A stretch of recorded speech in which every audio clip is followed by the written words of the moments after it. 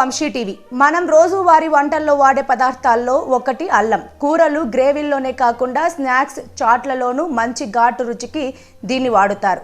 ఇక వర్షాకాలంలో తరచూ పలకరించే జలుబు, గొంతు నొప్పి వంటి సమస్యలకు అల్లం చాయ్, అల్లం పాలతో చెక్ పెట్టేయొచ్చు.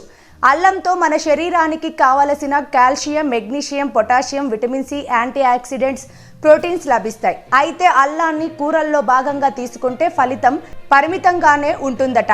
పరగడుపున చిన్న ముక్కలు తీసుకుంటే అధిక ప్రయోజనాలు ఉంటాయని నిపుణుల మాట. ఉదయాన్నే 1 టీ స్పూన్ అల్లం రసం తీసుకున్న మంచి ఫలితం వస్తుందట. ఇలా చేస్తే రోజంతా హుషారుగా ఉంటారట.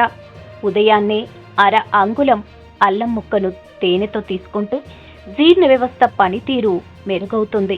ఫలితంగా గ్యాస్, ఎసిడిటీ, మలబద్ధకం, కడుపు ఉబ్బరం తదితర సమస్యలు దూరమవుతాయి. క్రమం తప్పకుండా అల్లం తీసుకోవడం వల్ల కీళ్ల నొప్పుల నుంచి ఉపశమనం కలుగుతుంది. నోటి దుర్వాసన కూడా పారిపోతుంది. రోగ నిరోధక శక్తి పెరగడంతో పాటు దగ్గు, జలుబు లాంటి సీజనల్ వ్యాధులు పీడించకుండా అల్లం అడ్డుగా నిలుస్తుంది.